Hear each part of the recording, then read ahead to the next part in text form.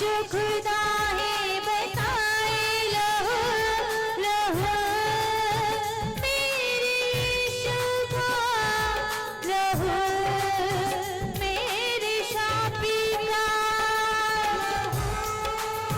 मेरे यीशु को लहो मेरे शाफी का लहो मेरे यीशु का लहो